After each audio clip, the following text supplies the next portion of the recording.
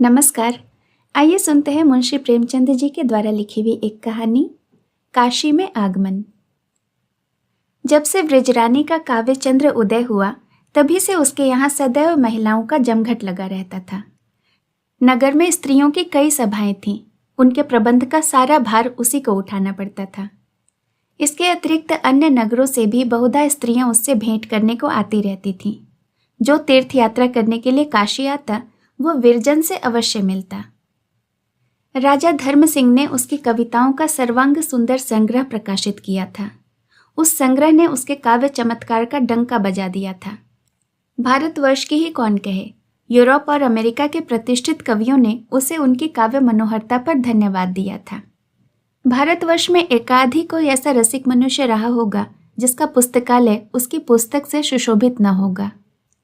विरजन की कविताओं को प्रतिष्ठा करने वालों में बालाजी का पद सबसे ऊंचा था। वे अपने प्रभावशाली विक्रेताओं और लेखों में बहुधा उसी के वाक्यों का प्रमाण दिया करते थे। उन्होंने सरस्वती पत्रिका में एक बार उसके संग्रह की सविस्तार समालोचना भी लिखी थी। एक दिन प्रातःकाल ही सीता, चंद्रकुंवरी, रुक्मणी और रानी विरजन के घर आई। चंद्रा ने इन स्त्रियों को फर्श पर बिठाया और आदर सत्कार किया। विरजन वहां नहीं थी, क्योंकि उसने प्रभात का समय काव्य चिंतन के लिए नियत कर लिया था। उस समय वह किसी आवश्यक कार्य के अतिरिक्त सखियों से मिलती जुलती नहीं थी। वाटिका में एक रमणीक कुंज था। गुलाब की सुगंधि से सुरभित वायु चलती थी। वहीं विरजन एक शिलायन पर बैठी हुई काव्य रचना किया करती थी। वह काव्य रूपी समुद्र से जिन मोतियों को निकालती, उन्हें माधवी लेखनी की माला में पिरो लिया करती थी। आज बहुत दिनों के बाद नगरवासियों के अनुरोध करने पर विरजन ने बालाजी को काशी आने का निमंत्रण देने के लिए लेखनी उठाई थी। बनारस ही वह नगर था जिसका स्मरण कभी कभी बालाजी को व्यग्र कर दिया करता था, किंतु काशी वालों के निरंतर आग्रह करने पर भी उन्हें काशी आने का अवकाश न मिलता था। वे सिंघल और रंगून तक गए, परंतु उन्होंने काशी की ओर मुख न फेरा। इस नगर को वे अपना परीक्षा भवन समझते थे, इसलिए आज विरजन उन्हें काशी आने का निमंत्रण दे रही है। लोगों का विचार आ जाता है तो विरजन का चंद्रानंद चमक उठता है, परंतु इस समय जो विकास और छटा इन दोनों पुष्पों पर है, उसे देख देख कर दूर से फूल लज्जित हुए जाते हैं। 9 बजते बजते विरजन घर में आई। सेवती ने कहा, आज बड़ी देर लगाई? विरजन, कुंती ने सूर्य को बुलाने के लिए कितनी तपस्या की थी।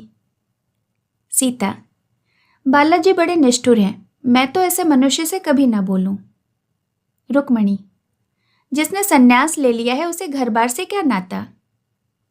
चंद्रकुंवरी, यहां आएंगे तो मैं तो मुंह पर कह दूंगी कि महाशय ये नखरे कहां से सीखे। रुक्मणी, महारानी, ऋषि महात्माओं का तो शिष्टाचार किया करो, जिह्वा क्या है, कतरनी है। चंद्रकुंवरी, और क्या, कब तक संतोष करें जी, सब जगह जाते हैं, बस यहीं आते पैर थकते हैं। विरजन ने मुस्कुराकर कहा, अब बहुत शीघ्र दर्शन पाओगे, मुझे तो विश्वास है कि इस माह वे अवश्य आएंगे। सीता, धन्य भाग के दर्शन मिलेंगे। मैं तो जब उनका वृतांत पढ़ती हूँ यही जी चाहता है कि पाऊं तो चरण पकड़कर घंटों रोऊं। रुक्मणी, ईश्वर ने उनके हाथों में बड़ा यश दिया है। दारा नगर की रानी साहिबा तो मर ही चुकी थी, सांस टूट रही थी कि बालाजी को सूचना हुई। झट आ पहुंचे और क्षण भर में उठाकर बिठा दिया। हमारे मुंशी जी तो उन दिनों वहीं थे। कहते थे कि रानी ने कोष की कुंजी बालाजी के चरणों में रख दी और कहा कि अब आप ही इसके स्वामी हैं। मगर बालाजी ने क्या कहा पता है? मुझे इस धन की आवश्यकता नहीं, अपने राज्य में 300 गौशालाएं खुलवा दीजिए। मुख से निकलने की देर थी। आज दारा नगर में दूध की नदियां बहती हैं। ऐसा महात्मा कौन होगा? चंद्रकुंवरी, राजा नौलखा का तपेदिक उन्हीं की बूटियों से छूटा था। सारे वैद्य डॉक्टर जवाब दे चुके थे। जब बालाजी चलने लगे तो महारानी ने 9 लाख का मोतियों का हार उनके चरणों में रख दिया, मगर बालाजी ने उनकी तरफ आंख उठाकर भी नहीं देखा। रानी, कैसे रूखे मनुष्य हैं। रुक्मणी, हाँ और क्या, उन्हें तो चाहिए था कि हार ले लेते, नहीं तो कंठ में डाल लेते। विरजन, नहीं, लेकर रानी को पहना देते। क्यों रानी? रानी, हाँ, मैं तो उस हार के लिए उनकी गुलामी लिख देती। चंद्रकुमारी, हमारे यहाँ तो भारत सभा के सभ्य बैठे हैं, 250 रुपये लाख यत्न करके छोड़ रखे थे, उन्हें यह कहकर उठा ले गए कि घोड़ा लेंगे। क्या भारत सभा वाले बिना घोड़े के नहीं चलते? रानी, कल ये लोग श्रेणी बांधकर मेरे घर के सामने से जा रहे थे, बड़े भले मालूम होते हैं। इतने ही में सेवती नवीन समाचार पत्र ले आई। विरजन ने पूछा, कोई ताजा समाचार है? सेवती, हाँ, बालाजी मानिकपुर आए हैं। एक अहीर ने अपने पुत्र के विवाह का निमंत्रण भेजा था। उस पर प्रयाग से भारत सभा के सदस्यों सहित रात को चलकर मानिकपुर पहुंचे। अहीरों ने बड़े उत्साह और समारोह के साथ उनका स्वागत किया है और सबने मिलकर 500 गायें उन्हें भेंट दी हैं। बालाजी ने वधू को आशीर्वाद दिया और दूल्हे को गले से लगाया। 5 अहीर भारत सभा के सदस्य नियत हुए। विरजन, बड़े अच्छे समाचार हैं। माधवी, इसे काट कर रख लेना। और कुछ? सेवती, पटना के पासियों ने एक ठाकुर द्वारा बनाया है, वहां भी भारत सभा ने बड़ी धूमधाम से उत्सव किया। विरजन, पटना के लोग बड़े उत्साह से काम कर रहे हैं। चंद्रकुमारी, गडूरियां भी अब सिंदूर लगाएंगी, पासी लोग ठाकुर द्वारा बनवाएंगे। रुक्मणी, क्यों? वे मनुष्य नहीं हैं, ईश्वर ने उन्हें नहीं बनाया। आप ही अपने स्वामी की पूजा करना जानती हैं। चंद्रकुमारी, चलो हटो, मुझे पासियों से मिलाती हो, मुझे यह अच्छा नहीं लगता। रुक्मणी, हाँ, तुम्हारा रंग गोरा है ना, और वस्त्र आभूषणों से सजी धजी हो, बस इतना ही अंतर है कि और कुछ? चंद्रकुमारी, इतना ही अंतर क्यों है? पृथ्वी आकाश से मिलाती हो, मुझे यह अच्छा नहीं लगता। मैं कछवाहों के वंश से हूं, तुम्हें कुछ खबर भी है? रुक्मिणी, हाँ, जानती हूं, नहीं जानती थी तो अब जान गई। तुम्हारे पति किसी पासी से बढ़कर मल्ल युद्ध करेंगे या सिर्फ टेढ़ी पाग ही रखना जानते हैं? मैं तो जानती हूं कि कोई छोटा सा पासी भी उन्हें कांख तले दबा लेगा। विरजन, अच्छा, अब इस विवाद को जाने दो, तुम दोनों जब आती हो लड़ती हो। सेवती, पिता और पुत्र का संयोग कैसा हुआ? मुझे तो मालूम होता है कि मुंशी शालिग्राम ने प्रताप चंद्र के लिए ही संन्यास लिया था। यह सब उन्हीं की शिक्षा का फल है। रुक्मिणी, हाँ, और क्या, मुंशी शालिग्राम तो अब स्वामी ब्रह्मानंद कहलाते हैं। प्रताप को देखकर तो पहचान ही गए होंगे। सेवती, पहचाने होंगे, आनंद से फूले न समाये होंगे। रुक्मिणी, यह भी ईश्वर की प्रेरणा थी, नहीं तो प्रताप चंद्र मानसरोवर क्या करने जाते? सेवती, ईश्वर की इच्छा के बगैर भी कोई बात होती है भला? विरजन, तुम लोग मेरे लाला जी को तो भूल ही गई। ऋषिकेश में पहले लाला जी से ही प्रताप चंद्र की भेंट हुई थी। प्रताप उनके साथ साल भर तक रहे, तब दोनों आदमी मानसरोवर की ओर चले। रुक्मिणी, हाँ, प्राणनाथ के लेख में तो यह वृत्तांत था। बालाजी तो यही कहते हैं कि मुंशी संजीवन लाल से मिलने का सौभाग्य मुझे प्राप्त न होता तो मैं भी मांगने खाने वाले साधुओं में ही होता। चंद्रकुमारी, इतनी आत्मोन्नति के लिए विधाता ने पहले से ही सब सामान कर दिए थे। सेवती, तभी तो इतनी सी अवस्था में भारत के सूर्य बने हुए हैं, अभी 25वें वर्ष में होंगे। विरजन, नहीं, 30वां वर्ष है, मुझसे साल भर के जेठे हैं। रुक्मणी, मैंने तो जब उन्हें देखा उदास ही देखा है। चंद्रकुमारी, उनके सारे जीवन की अभिलाषाओं पर ओस पड़ गई, उदास क्यों न होंगे? रुक्मणी, उन्होंने तो देवी जी से यही वरदान मांगा था। चंद्रकुमारी, तो क्या जाति की सेवा गृहस्थ बनकर नहीं हो सकती? रुक्मणी, जाति ही क्या, कोई भी सेवा गृहस्थ बनकर नहीं हो सकती।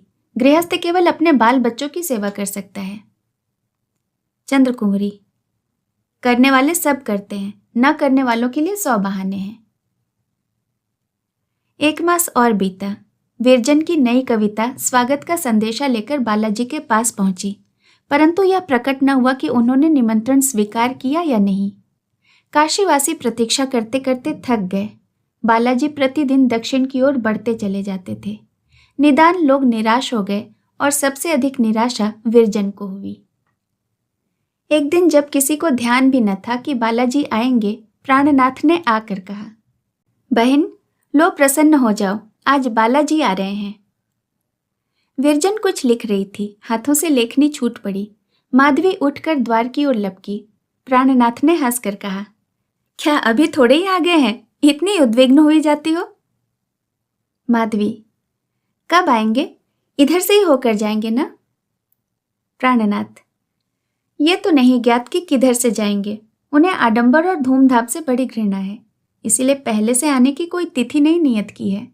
राजा साहब के पास आज प्रातःकाल एक मनुष्य ने आकर सूचना दी कि बालाजी इधर आ रहे हैं और कहा कि मेरी अगवानी के लिए धूमधाम न हो। किंतु यहाँ के लोग कब मानते हैं?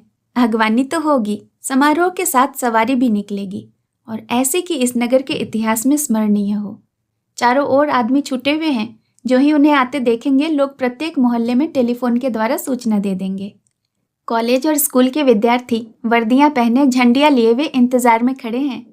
घर घर पुष्प वर्षा की तैयारियां हो रही हैं। बाजार में दुकानें सजाई जा रही हैं। नगर में एक धूम सी मची हुई है।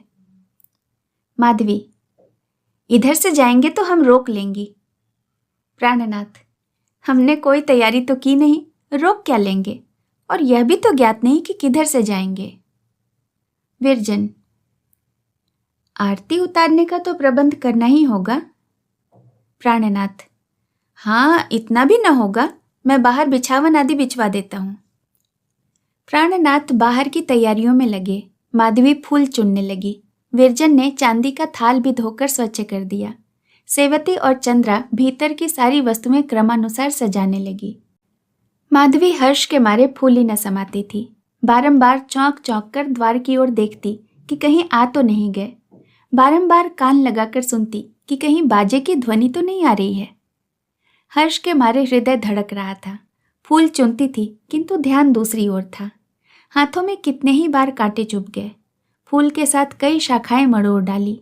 कई बार शाखाओं में उलझकर गिर पड़ी। कई बार साड़ी कांटों में फंसा डाली। उस समय उसकी दशा बिल्कुल बच्चों की सी हो गई थी। किंतु विरजन का बदन बहुत ही मलिन था। जैसे जलपूर्ण पात्र तनिक हिलने से भी छलक जाता है, उसी प्रकार ज्यों ज्यों प्राचीन घटनाएं स्मरण आती थीं, त्यों त्यों उसके नेत्र से अश्रु छलक पड़ते थे। आह, कभी वे दिन थे कि हम और वह भाई बहन थे, साथ खेलते, साथ रहते थे।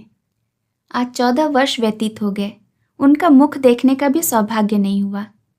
तब मैं तनिक भी रोती तो वो मेरे आंसू पोंछते, मेरा जी बहलाते। अब उन्हें क्या सुधी कि ये आंखें कितनी रोई हैं, इस हृदय ने कैसे कैसे कष्ट उठाए हैं। क्या खबर थी कि हमारे भाग्य हमें ऐसे दृश्य दिखाएंगे। एक वियोगिनी हो जाएगी और दूसरा सन्यासी।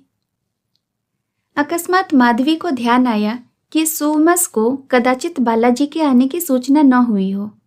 वह विरजन के पास आकर बोली, मैं तनिक चाची के यहाँ जाती हूँ, न जाने किसी ने उनसे कहा या नहीं। प्राणनाथ बाहर से आ रहे थे, यह सुनकर बोले, वहां सबसे पहले सूचना दी गई, भली भांति तैयारियां हो रही हैं। बालाजी भी सीधे घर की ओर ही पधारेंगे, इधर से अब ना आएंगे। विरजन, तो हम लोगों को भी चलना चाहिए, कहीं देर ना हो जाए। माधवी, आरती का थाल लाऊं? विरजन, कौन ले चलेगा? मेहरी को बुला लो। अरे, ये चोट कहाँ से लगी? माधवी, फूल चुनती थी, कांटे लग गए होंगे। चंद्रा, अभी अभी नई साड़ी आई है, फाड़ कर रख दी। माधवी, तुम्हारी बला से। माधवी ने कह तो दिया, किंतु आंखें अश्रुपूर्ण हो गईं। चंद्रा साधारणतः बहुत भली स्त्री थी, किंतु जब से बाबू राधाचरण ने जाति सेवा के लिए नौकरी से इस्तीफा दे दिया, वह बालाजी के नाम से चिढ़ती थी। विरजन से तो कुछ नहीं कह सकती थी, परंतु माधवी को छेड़ती रहती थी। विरजन ने चंद्रा की ओर घूमकर माधवी से कहा, जाओ, संदूक से दूसरी साड़ी निकालकर पहन लो, इसे रखाओ। हाथ छलनी कर डाला। माधवी, देर हो जाएगी, मैं इसी भांति चलूंगी। विरजन, नहीं, अभी आधे घंटे से ज्यादा भर अवकाश है। यह कहकर विरजन ने प्यार से माधवी के हाथ धोए, उसके बाल गूंधे, एक सुंदर साड़ी पहनाई, चादर ओढ़ाई और उसे हृदय से लगाकर सजल नेत्रों से देखते हुए कहा, बहन देखो, धीरज हाथ से जाने न पाए। माधवी मुस्कुराकर बोली, तुम मेरे संग ही रहना बहन, मुझे संभालती रहना, मुझे अपने हृदय पर जरा भी भरोसा नहीं।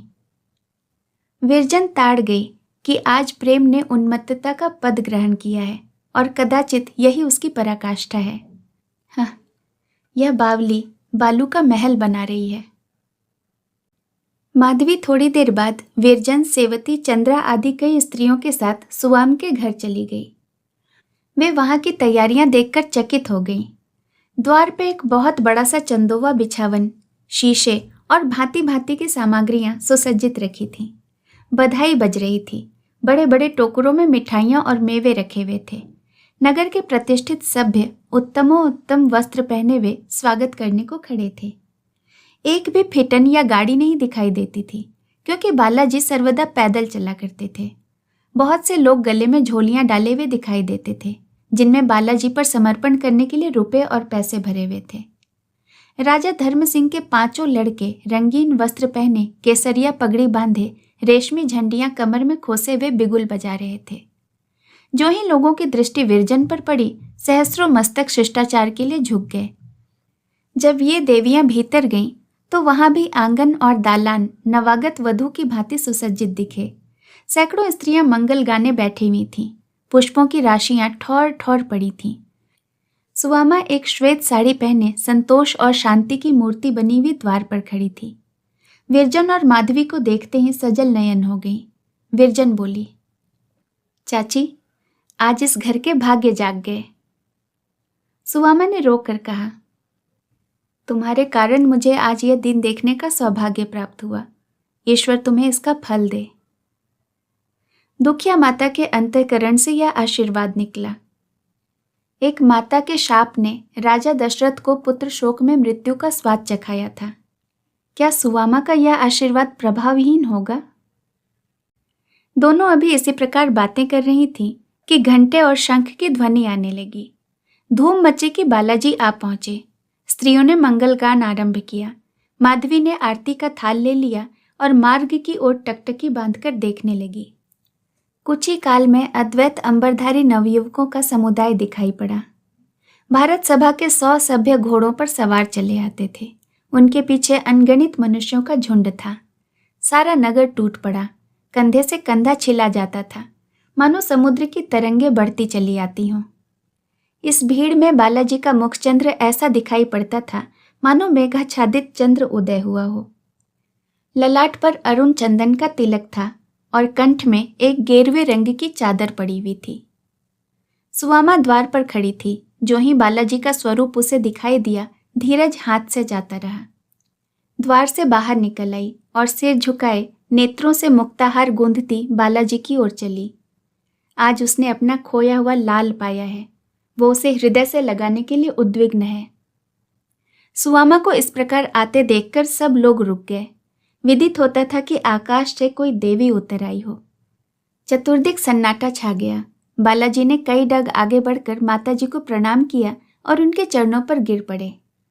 सुवामा ने उनके मस्तक को अपने अंग में ले लिया। आज उसने अपना खोया हुआ लाल पाया है। उस पर आंखों से मोतियों की वृष्टि कर रही है। इस उत्साहवर्धक दृश्य को देखकर लोगों के हृदय मतवाले हो गए। 50 सहस्र स्वर से ध्वनि आई, बालाजी की जय। मेघ गर्जा और चतुर्दिक से पुष्प वृष्टि होने लगी। फिर उसी प्रकार दूसरी बार मेघ गर्जना हुई। मुंशी शालिग्राम की जय। और सहस्रों मनुष्य स्वदेश प्रेम के मत से मतवाले होकर दौड़े और सुवामा के चरणों की रज माथे पर मलने लगे। इन ध्वनियों से सुवामा ऐसी प्रतिमुदित हो रही थी जैसे महुवर के सुनने से नागिन मतवाली हो जाती है। आज उसने अपना खोया हुआ लाल पाया है। अमूल्य रत्न पाने से वह रानी हो गई है। इस रत्न के कारण आज उसके चरणों की रज लोगों के नेत्रों का अंजन और माथे का चंदन बन रही है। अपूर्व दृश्य था। बारंबार जय जयकार की ध्वनि उठती थी और स्वर्ग के निवासियों को शुभ संवाद सुनाती थी। माता अपने पुत्र को कलेजे से लगाई हुए है। बहुत दिन के अंतर पर उसने अपने खोया हुआ लाल पाया है, वह लाल जो उसके जीवन भर की कमाई थी।